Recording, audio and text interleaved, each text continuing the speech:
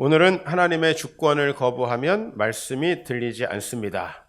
물론 말씀은 하나님의 말씀입니다. 이런 제목으로 그동안에 여러분들에게 르호보암 왕, 여로보암 왕, 우리로 말하면은 김일성, 이승만 이 정도에 해당하는 남북의 두 지도자에 대해서 살펴봤고요. 오늘은 이제 북이스라엘의 새 왕조를 묶어서 우리가 열왕기 상하에 상당히 길게 나타나 있는 말씀을 좀 요약해서 여러분들에게 전하려고 합니다.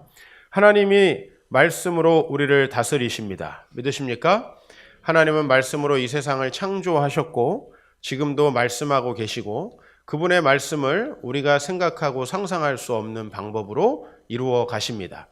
예수님이 이 세상에 오셔서 모든 구약의 약속들을 성취한 사건을 봤을 때 그 경이감이라는 게 들죠. 어떻게 이런 방식을 생각해내셨을까? 우리는 하나님이 말씀으로 우리를 다스리신다는 걸 믿습니다. 하나님이 말씀으로 여러분을 다스리시는 것은 한 세 가지 경로라고 우리가 보통 생각할 수 있습니다. 하나는 여러분에게 하나님께서 직접 말씀하시는 것입니다. 어떤 신비한 체험을 통해서 하나님은 여러분의 인생에 어떤 시기에 신비한 체험을 여러분에게 주실 수도 있습니다. 그러나 이보다 좀 더 보편적인 것은 하나님께서 자신의 말씀을 맡은 신실한 선지자들을 통해서 말씀하신다는 것입니다. 물론 이 시대에 선지자들이 수도 없이 많다 하지만은 오늘 열왕기상 이 본문의 정황 속에서도 참 선지자보다는 거짓 선지자가 항상 많았습니다. 어느 때에나 참보다는 거짓이 많은 것이 정상입니다. 우리는 모든 사람을 참으로 믿고 또 심지어는 이단과 잘못된 사설까지도 믿는 누를 범하지 말아야 하고 동시에 여러분이 한두 사람 거짓 선지자를 만났다고 해서 앞으로 여러분이 만나게 될 수많은 참 선지자들의 말을 여러분이 소홀히 여겨서도 안 될 것입니다. 하나님은 분명히 말씀의 도구인 선지자를 통해서 우리를 다스리시고 그리고 하나님이 세 번째로 우리를 다스리시는 방법은 우리의 상황과 정황을 통해서입니다. 명백한 말씀을 하나님께서 주시는데도 깨닫지 못할 때에 하나님은 우리의 상황과 형편들을 통해서 우리가 그 하나님께 순종하며 나아갈 수밖에 없도록 그렇게 우리에게 말씀하고 계십니다. 여전히 북이스라엘 왕들에게도 선지자들이 있었고 그 선지자들을 통해 하나님은 왕들에게 말씀하고 있습니다. 우리는 오늘 새 왕조를 좀 살펴보려고 합니다. 비교적 짧게 끝난 새 왕조. 첫 번째 왕조는 여로보암 왕조. 따라합시다. 여로보암 왕조. 두 번째는 바하사 왕조. 바하사 왕조. 그리고 우리가 오늘 살펴볼 세 번째는 오므리 왕조입니다. 네. 여로보암 왕조, 바하사 왕조, 오므리 왕조의 역사를 우리가 살펴볼 텐데 북이스라엘의 역사입니다. 이 왕들과 선지자의 관계를 특별히 저희가 살펴보기를 원하는데 여로보암에게는 아히야라고 하는 선지자가 있었습니다. 한번 아히야라는 선지자의 말씀을 우리가 지난번에도 인용했기 때문에 좀 익숙한데 아히야가 여로보암에게 뭐라고 하나님의 말씀을 전했는지 우리 같이 좀 읽어보겠습니다. 시작!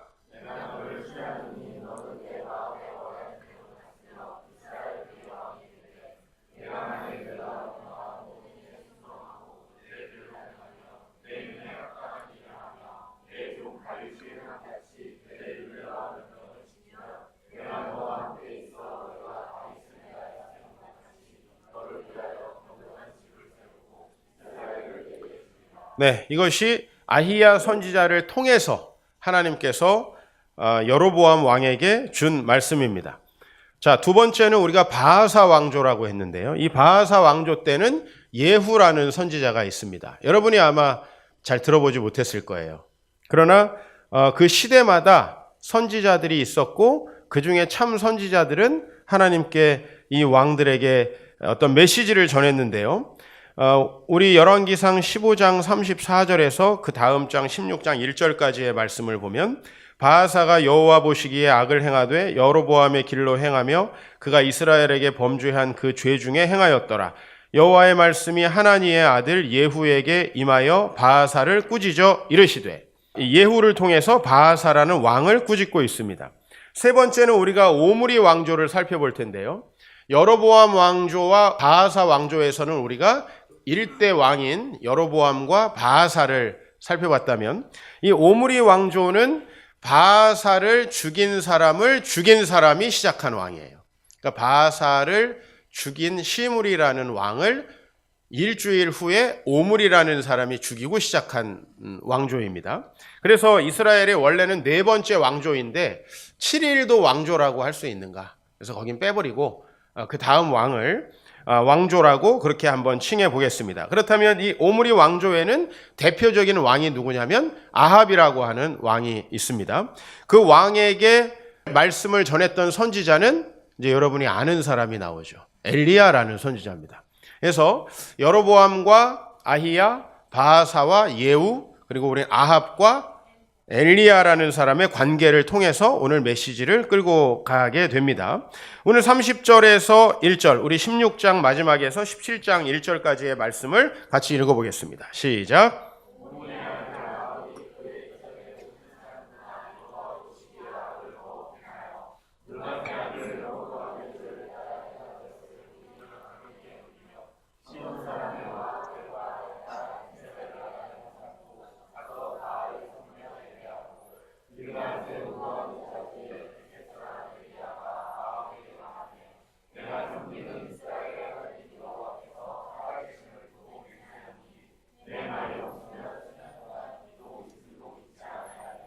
네. 이렇게 아합이 하나님 앞에 범죄하고 그분의 주권에 순종하지 않을 때 엘리야가 이 아합에게 말합니다. 뭐라고? 비가 오지 않을 것이라고. 요새로 얘기하면은 경제가 파탄이 날 것이다. 이렇게 경고를 하는 거죠. 당시에 비가 안 오면 요새처럼 뭐 일부 농사 짓는 사람들만 고통당하는 게 아니죠. 그 농업이 기반이었고 목축이 기반이었던 사회에서 비가 오지 않는다는 건 가장 심각한 타격을 이야기하는 것입니다. 자, 이렇게 하나님은 왕들에게 말씀하셨다는 것입니다. 이스라엘의 왕들이 비록 악하고 또 그들이 하나님의 주권을 인정하지 않았지만 하나님은 이 왕들을 통해 하시고자 하는 일이 있었어요. 그것은 이 왕들을 통해 그 땅이 하나님이 다스리는 땅이 되고 그를 통해서 천하만민이 복을 받게 하는 계획들을 가지고 계세요. 마치 우리 교회와 기독교인들에게 이 시대에 그런 뜻을 가지고 계시듯이 하나님의 그 뜻을 이루시기 위해서 하나님은 누구를 보내신다? 선지자를 보내신다. 물론 이 사람들이 선지자들의 말만을 듣진 않았을 거예요. 왕들에게는 선지자보다는 훨씬 많은 사람들이 있죠. 그게 누군가요?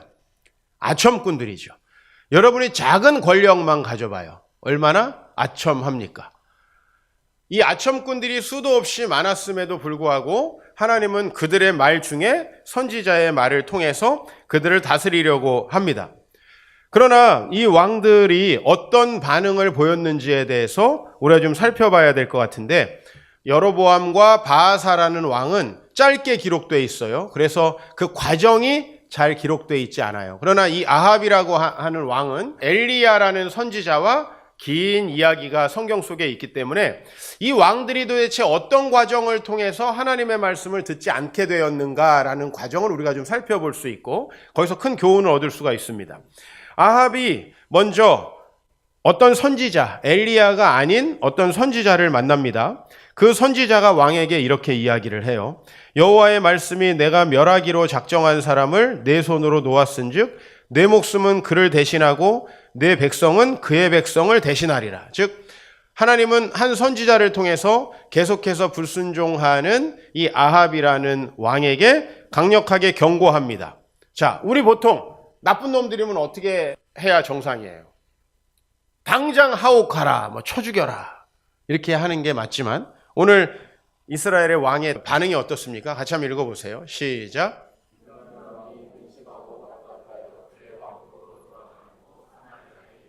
나는 왠지 이 말씀을 읽을 때마다 설교를 듣고 집에 가는 여러분의 모습이 이렇게 오버랩이 돼요. 뭔가 이렇게 근심하고 답답한데. 자, 아합 왕을 조금 더 따라가 봅시다. 아합 왕이 이렇게 했는데도 아까 전에 비가 오지 않는다 했죠, 한번? 정신 못 차렸어요? 어떤 왕이 너와 너의 백성들 전체를 하나님께서 가만두지 않겠다 했는데 근심하고 답답하긴 했지만은 또 말씀을 안 들었어요. 자, 그래서 그 다음에 어떤 일이 있었냐면 이 아합이 자기의 왕궁의 근처에 있는, 여러분들이 비교적 그래도 한두 번 제가 설교했기 때문에 기억하고 있을 텐데, 나봇이라는 사람의 포도원을 빼앗고 싶었어요. 사실 왕이면 그냥 빼앗을 수 있죠. 그런데 그래도 아합은 젠틀했어요. 나봇이라는 사람에게 땅을 주면 내가 돈과 다른 대토를 너에게 허락을 하겠다라고 했는데 21장 3절에 나봇이 말씀합니다. 내 조상의 유산을 왕에게 주기를 여호와께서 금하실지로다. 아마 왕이 내리는 선물과 왕이 내리는 땅이 꽤 괜찮았을 겁니다. 그러나 나봇은 왜 그 땅을 주지 않냐면, 여러분, 하나님께서는 율법에 토지를 다른 사람에게 넘기지 못하게 했습니다. 물론 다른 사람이 빼앗지도 못하게 했습니다. 이것은 농업과 목축을 기반으로 하는 사회에서 땅을 빼앗는다는 것은 경제 기반을 빼앗는 거예요. 요즘 사실 여러분들은 땅이 없어도 지식을 가지고 다른 것을 가지고 충분히 사회생활을 할 수 있습니다. 그러나 과거에는 땅이 없으면 소출이 아예 없는 거예요. 그래서 하나님이 이스라엘 백성들이 율법으로 묶었어요. 조상들이 지파 대대로 물려준 땅은 절대 다른 사람에게 매매하거나 할 수 없다. 그래서 여러분, 어떤 법이 있었어요? 누군가가 너무나 심각한 경제 위기가 닥쳐서 그 땅을 저당 잡혀가지고 쌀이나 다른 곡식을 받아서 먹은 다음에 만약에 그 땅을 돌릴 수 없을 때는 친족들을 통해서 그 땅을 돌리도록. 그 다음에 여러분, 룻기를 통해서 알잖아요. 사람이 그 땅을 물려줘야 되는데 물려줄 사람이 없어지는 경우가 있죠. 대가 끊어지는 경우. 어떻게 해야 돼요? 형제가 대신 결혼을 해서 대를 이어서 그 땅의 소유권을 이어가야 되는. 이게 굉장히 중요한 거예요. 근데 나봇은 그래서 그 말씀에 따라 거절을 했습니다. 자, 이때의 아합 왕이 어떻게 했어요? 왕의 말을 안 듣다니 뒤져라. 아니에요. 자, 4절 말씀 같이 읽어봐요. 시작.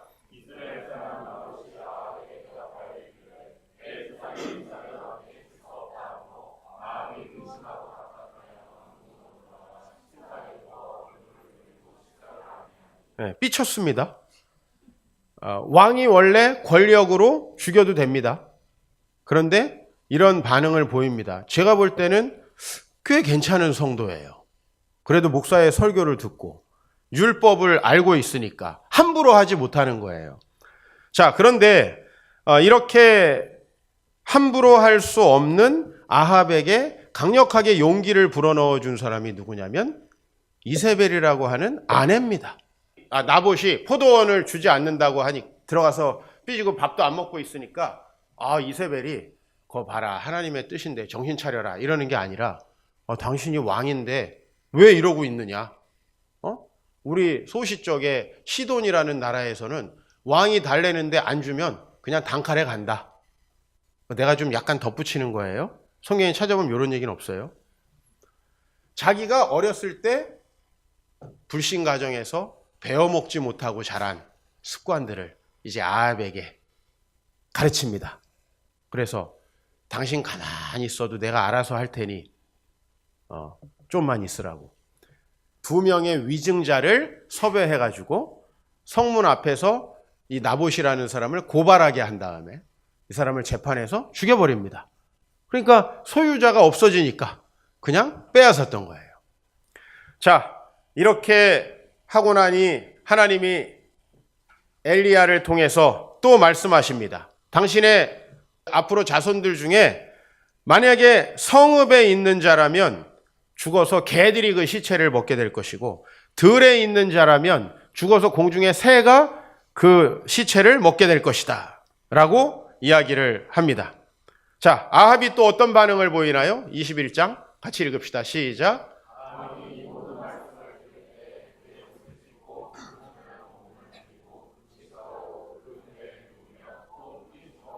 네, 아합은 꽤 경건한 사람이에요.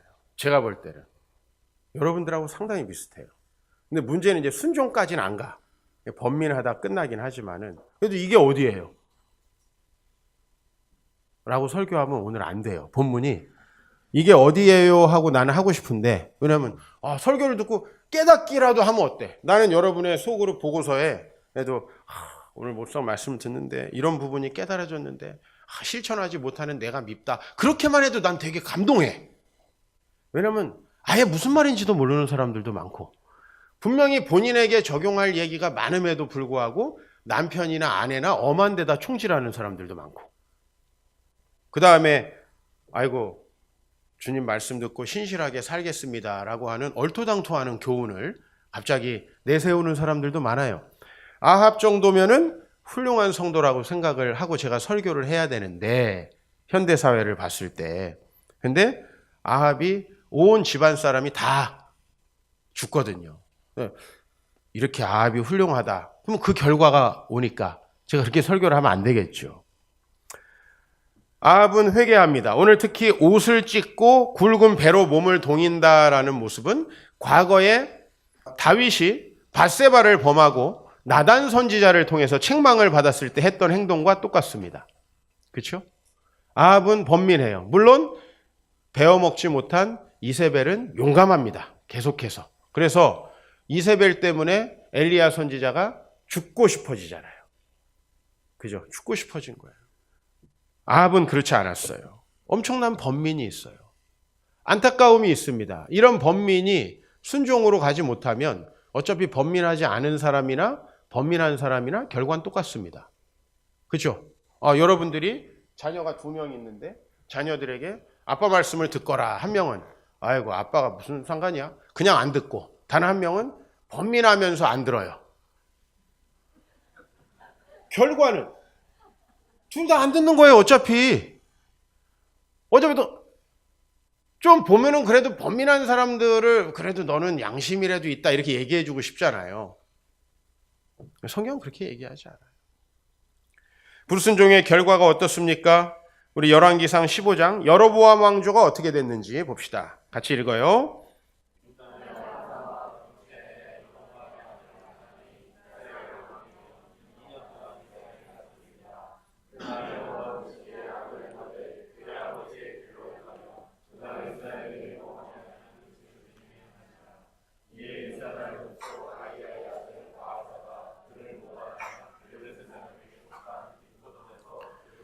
네, 결국은 모반을 당해서 죽고 일족이 다 멸합니다. 이게 여로보암 왕조의 결론입니다. 번민하지만 순종하지 않은 결과입니다. 바하사 왕조는 어떻게 됐는가? 그 다음 왕조 바하사의 아들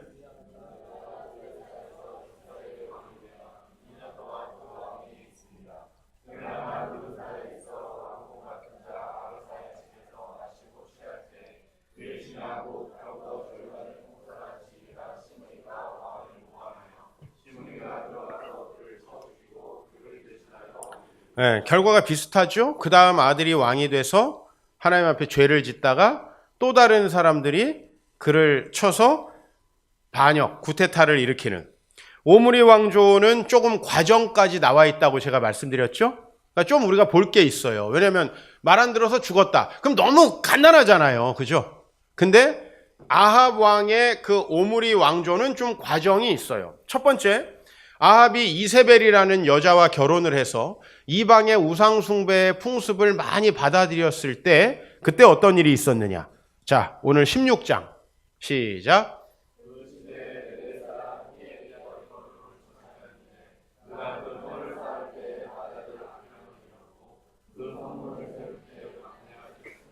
네, 하나님의 말씀대로가 아니라 이방 여인의 이야기대로 이방 신전들을 세우고 도시를 건축할 때 건축하는 사람의 아들들이 죽임을 당합니다.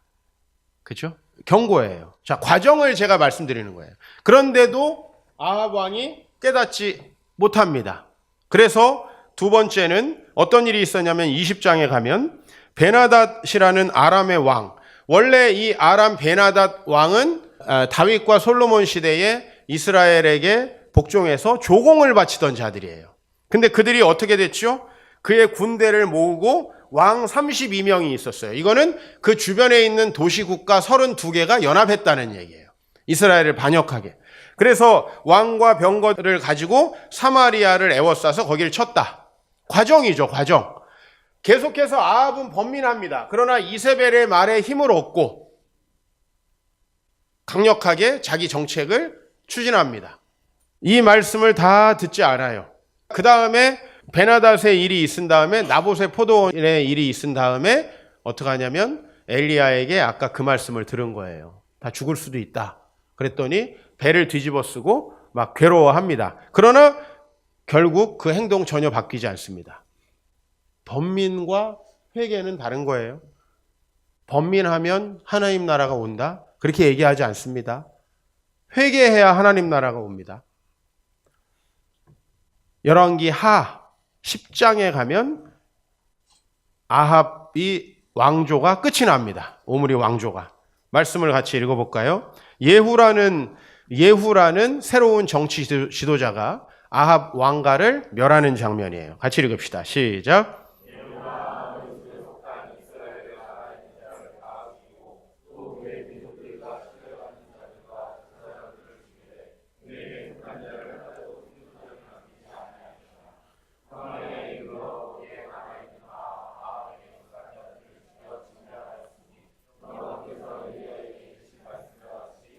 네, 결국은 하나님께서 엘리야를 통해서 한 말씀이 이루어집니다.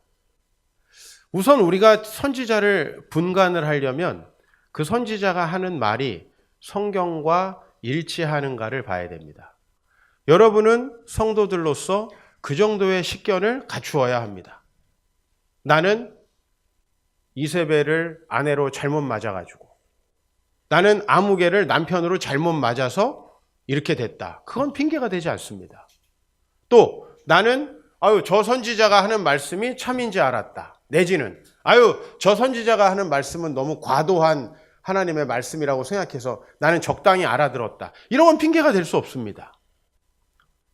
하나님은 엘리야에게 참된 말씀을 허락하셨는데 엘리야는 그 말씀을 순종했습니다. 순종해서 제대로 전한 거죠. 그랬을 때 하나님은 엘리야에게 하신 말씀을 반드시 이루신다고 하는 거예요. 그러니까 여러분은 하나님의 말씀이 무엇인지 제대로 배워야 합니다. 주일날 예배 열심히 드려보십시오. 아마 30년을 다녀도 성경에 무슨 내용이 나오는지 잘 모를 겁니다. 그래서 제가 말씀 배우자고 하는 겁니다. 내가 여러분 말씀 가르쳐서 무슨 부귀영화를 누리겠다고 말씀 공부를 하자고 하겠어요. 네. 목이 얼마나 아픈데. 부귀영화 누릴 수 있는 거 없어요. 그러나 저는 여러분의 현실을 알아요. LA에 아무리 오래 살아도 영어 못하듯이 교회 30년, 40년 다녀도 성경 알지 못하는 사람 저는 어마어마하게 많이 봤어요. 그걸 놔두라고요. 우리 교회까지 왔는데 그 직무유기 중에 직무유기 아닙니까? 저도 직무유기로 나중에 고소당하고 싶지 않습니다.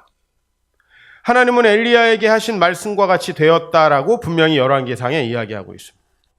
말씀보다 내면의 욕망이 지배하는 삶의 결과는 결국은 하나님의 징계입니다. 왜 하나님이 이스라엘의 왕들에게 징계했을까요?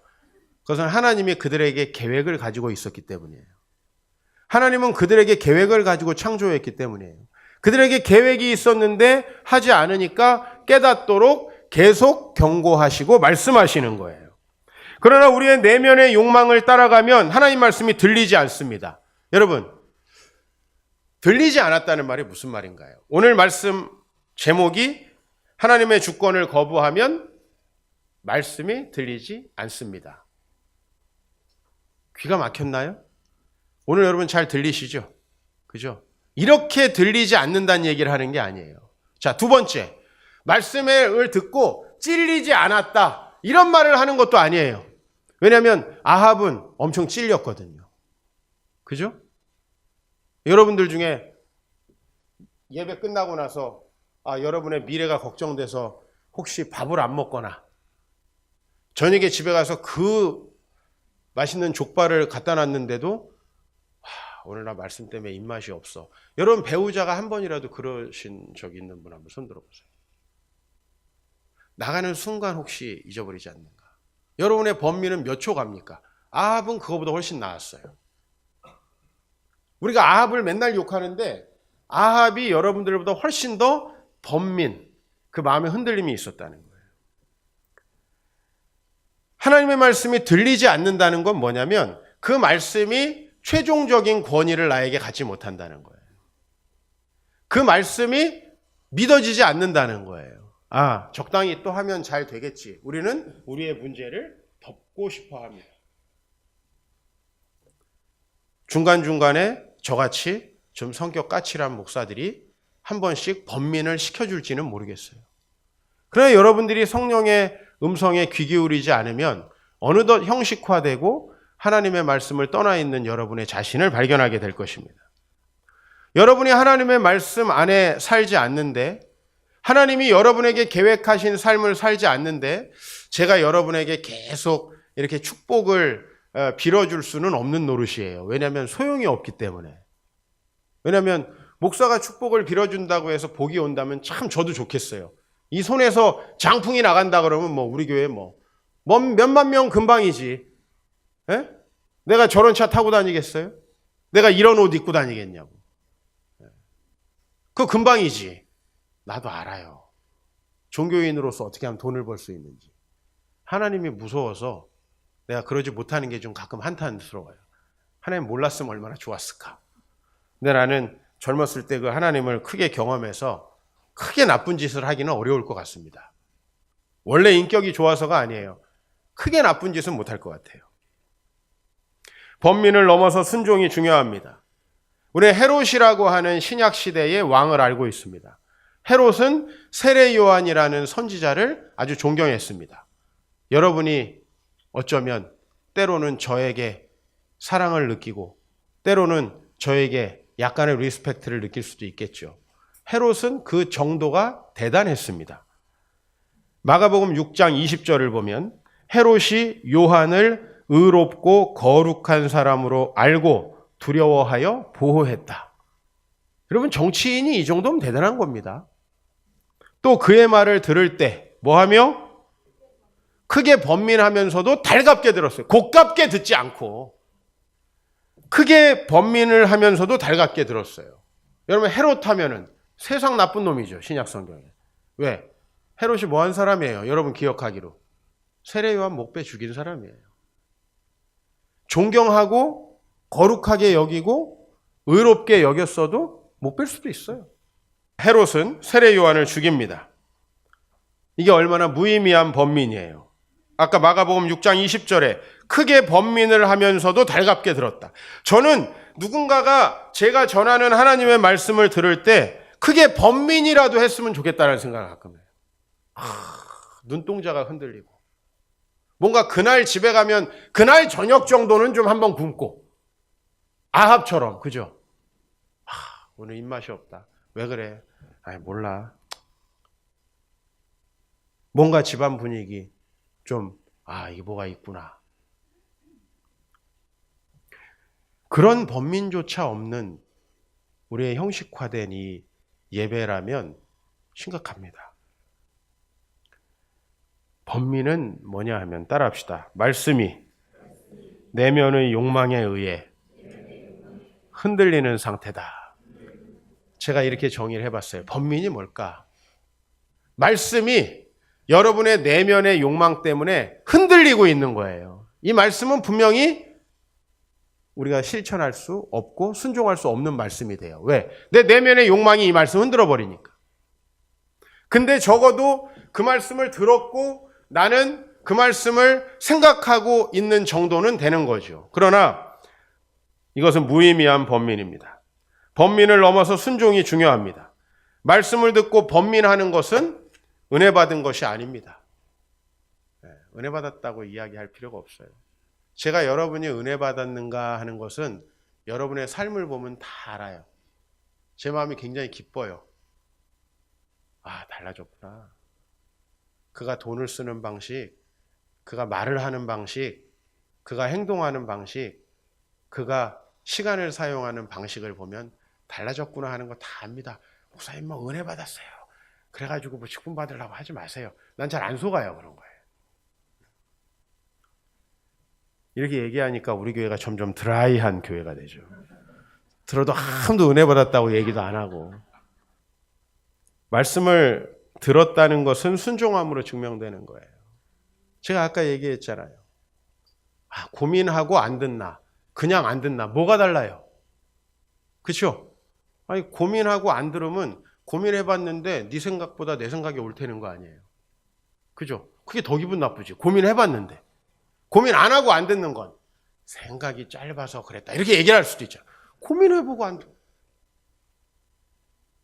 기도해보고 안 듣고. 더 짜증나. 그냥 목사님, 저는 아닌 것 같아요. 난 나대로 좀 더 살아볼게요. 그냥 그렇게 얘기하세요. 깔끔하게. 오늘 말씀에서 저는 그냥 돌밭으로 좀 더 살게요. 깔끔하게. 하나님이 정황적 증거를 더 확실하게 해주시면 제가 믿을 수 있을지 몰라도 아직 그 말만을 가지고는 믿기 어렵습니다. 아니, 사실 솔직히 얘기해요, 차라리. 물론 이렇게 얘기하면 얼마나 우리 소그룹이 드라이해지겠어요. 그죠? 그 질문을 했던 리더가 굉장히 낙심하고 내가 뭘 잘못하나 또 이렇게 굉장히 힘들어 하겠지만 오늘 말씀을 듣는 여러분의 마음은 길가입니까? 말씀이 길가에 뿌리워졌다는 것은 이들을 가르침이니 말씀을 들었을 때 사탄이 즉시 와서 그들에게 뿌려진 말씀을 빼앗는 것이요. 돌밭에 혹시 뿌려지지 않았는가? 돌밭에 뿌려졌다는 것은 이들을 가르침이니 말씀 들어요, 다 들어요. 다 듣는 거예요. 즉시 기쁨으로 받지만 그 속에 뿌리가 없어 잠깐 견디다 말씀으로 인해서 환난이나 박해가 일어날 땐 곧 넘어져요.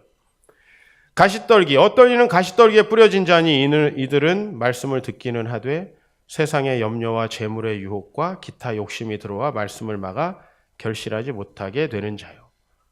결국은 자신의 욕망이 그 안에 있기 때문에 번민은 일어나지만 순종은 일어날 수 없는 거예요. 좋은 땅에 뿌려졌다는 것은 말씀을 듣고 받아 순종해서 30배, 100배, 60배의 결실을 얻는 것입니다. 저는 우리 번민의 단계를 좀 뛰어넘었으면 좋겠어요. 우리가 하나님을 믿는다면 그분이 세상을 창조하고 우리를 분명한 목적을 가지고 이 세상에 보내셨다는 거, 그거 안 믿을 거면 예수를 뭐하러 믿습니까? 그분이 그분의 뜻을 이루시기 위해서 우리에게 오늘도 말씀하시고 계신다는 사실 안 믿을 거면 여러분 이거 와가지고 이거 종교 행위 뭐하러 합니까? 그런 거 안 믿을 거면. 그렇죠? 그냥 여러분이 정말 예수 믿고 죽은 다음에 천국 가고 싶으면 나중에 오시면 돼요. 제가 좋은 방법 알려드리잖아요. 갑자기 죽지만 않으면 돼. 그죠? 급사만 하지 않으면 돼요. 심장마비 이런 것만 조심하고. 심장마비도 좀 시간이 있지 않을까요? 회개할 만한 시간이. 여러분 우리 그러려고 예수 믿는 거 아니잖아요. 그렇죠? 우리에게 많은 번민들이 있습니다. 말씀을 듣고 또 행해야 된다라는 당연한 것들이 있습니다. 근데 여러분 그거 차일피일 미루면 번민 아무 소용 없습니다. 불순종하게 되는 거예요, 결국은. 여러분에게 있어서 하나님 말씀이 들리고 있습니까? 혹시 힘든 우리의 현실들 때문에 우리는 넘어가고 있지 않은가? 언제 하나님이 어떤 일을 통해서 여러분의 그 잘못을 경고하실 겁니다. 제일 좋은 것은 말씀으로 경고함을 받아 실천하는 겁니다. 아합처럼 가지 마십시오. 하나님께서는 우리들에게 말씀하십니다. 그 정도만 해도 나는 아주 약한 경고라고 생각이 들어요. 그렇죠? 하나님, 인격적인 하나님이시고 이 시간에도 여러분들과 살아 숨쉬며 교제하시는 분입니다. 절대 하나님을 규칙으로 저 멀리 있는 뒷방 늙은이로 가둬놓지 마시고 그 하나님과 교제하는 여러분 되시길 바랍니다.